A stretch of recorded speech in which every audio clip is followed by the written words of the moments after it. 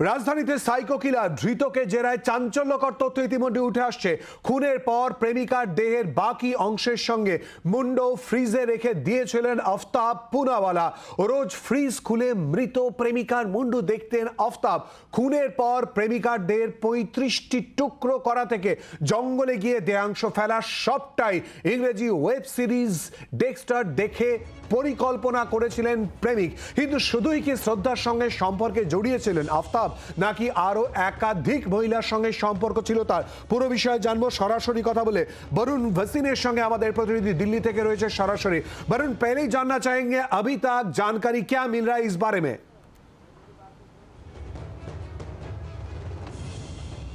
जी बिल्कुल, देखिए अगर दिल्ली पुलिस की बात करें तो दिल्ली पुलिस सबसे पहले अब वो सीन रिक्रिएट करने की कोशिश कर रही है, यानी कि वो मेहरौली का वो हिस्सा जहां पर सबसे ज्यादा जब आफ्ताब ने श्रद्धा के जो टुकड़े किए थे उनको फेंकने के लिए अलग अलग दिन पे पहुंचता था, अलग अलग समय पर पहुंचता था, तो उस जगह पर आज आफ्ताब को ले जाया गया और वहां पर उससे पूछताछ की। वो एक सीन रिक्रिएट किया गया आखिर में वो किस तरह से कहां वो टुकड़े फेंक रहा था, क्योंकि सबसे पहले अगर दिल्ली पुलिस की बात करें तो अब उन टुकड़ों के जरिए वो डीएनए टेस्ट किया जाएगा, यानी कि श्रद्धा के परिवार का एक शख्स बुलाया जाएगा, उन टुकड़ों के हिसाब से जो सैंपल्स हैं वो लिए जाएंगे और एक डीएनए टेस्टिंग की जाएगी। और दूसरी तरफ अगर आफ्ताब की बात करें तो आफ्ताब इसको कबूल चुका है और अब हर उस जगह पर जहां पर उसने श्रद्धा के जो टुकड़े करके फेंका है उन जगहों पर जाया जाएगा। वो हथियार की अगर हम बात करें, जो हथियार उसने कचरे के डब्बे में फेंक दिए थे, वहां कब फेंका, किस तरह से फेंका, उस जगह को भी एक सीन रिक्रिएट करने की कोशिश इस वक्त दिल्ली पुलिस की है। और दिल्ली पुलिस अब एक अहम जांच इसमें करने जा रही है, जो कि साइको टेस्ट, यानी कि यह पता करने की कोशिश कि कहीं वो साइकोलॉजिकल डिसऑर्डर तो नहीं थे, कहीं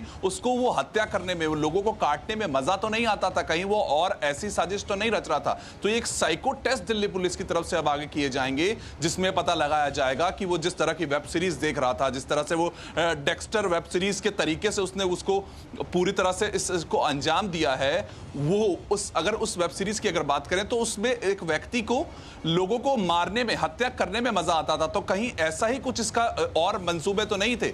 आफ्ताब के साथ एक दूसरी लड़की भी थी डेटिंग पे, जिसके साथ अब वो डेट कर रहा था, कहीं उस लड़की के साथ वो ऐसा कुछ तो नहीं करना चाह रहा था, या फिर कहीं वो लड़की इस हत्या में शामिल तो नहीं है। अब ये वो पहलू हैं जो दिल्ली पुलिस इस वक्त जांच करने की कोशिश कर रही है और आने वाले दिनों में अलग अलग जगह पर हमें वापस से दिखेगा कि दिल्ली में सीन रिक्रिएट किए जाएंगे और उन सभी तथ्यों को जोड़कर अब आगे वो आफ्ताब से पूछताछ करते करते उसका वो साइको टेस्ट इस वक्त जरूरी हो जाएगा कि कहीं उसको हत्या करने में मजा तो नहीं आता था, क्या वो ऐसा पहले भी कर चुका है।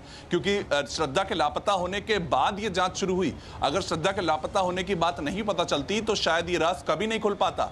तो अब ये देखना होगा कि कहीं वो ऐसे और हादसे तो नहीं हुए हैं, ऐसी और कहीं हत्याएं तो नहीं कर चुका है। तो दिल्ली पुलिस अब उससे लगातार एक साइकोलॉजिकल उससे तरीके से भी पता करने की कोशिश करेगी और वो डिसऑर्डर को ढूंढने की कोशिश कर रही है।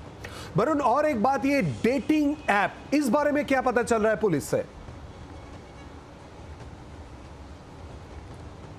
जी बिल्कुल, देखिए अगर डेटिंग ऐप की हम बात करें तो श्रद्धा को मारने के बाद एक जो लड़की थी, यानी कि एक नई महिला मित्र वो बनाता है और उसका जरिया होता है डेटिंग ऐप। उस डेटिंग ऐप के जरिए उस महिला मित्र से वो बात करता है, वो महिला मित्र उसकी हत्या करने के बाद जब घर में शव के टुकड़े पड़े हैं उसके समय पर भी वो महिला मित्र आती हैं, उनके साथ वो रहता है, यानी कि वो घबराया हुआ नहीं था, वो आगे कर रहा था। वो इंस्टाग्राम पे लोगों बच्चों उसी के श्रद्धा के अकाउंट से, इंस्टाग्राम अकाउंट से दूसरे दोस्तों से बात कर रहा था, जिससे कि ये पता चलता रहे कि वो जिंदा है।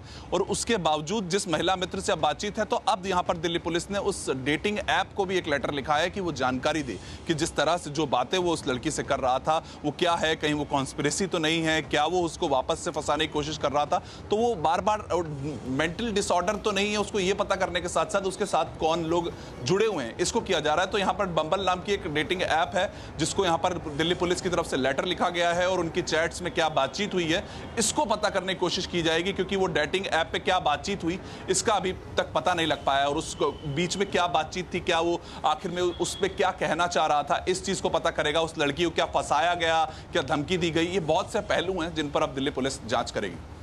शुक्रिया वरुण। আমরা কথা বললাম দিল্লি থেকে আমাদের প্রতিনিধি বरुण वसीনের সঙ্গে। বरुণ পুরো বিষয়টা বিস্তারিতভাবে জেনে দিল।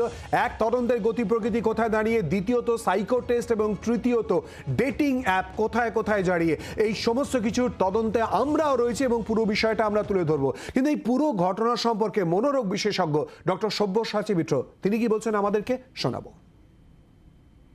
এটা টোটালি ব্যক্তির অধঃপতন। এটা totally different architecture and wiring of the brain, যেটা এদেরকে এইসব করতে বাধ্য করে, কিংবা এরা করে আর কি। ওরকম ভাবে বাধ্য করে বলাটা তো একটু লঘু হয়ে যাবে, but that is exactly what they are, severe psychopathic individuals.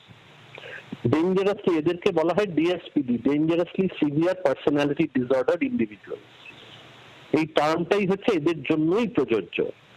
এদের ব্রেনের ম্যালফাংশন থাকে এবং এদের যে structure of the brain and both structure and the wiring of the brain is differently attributed.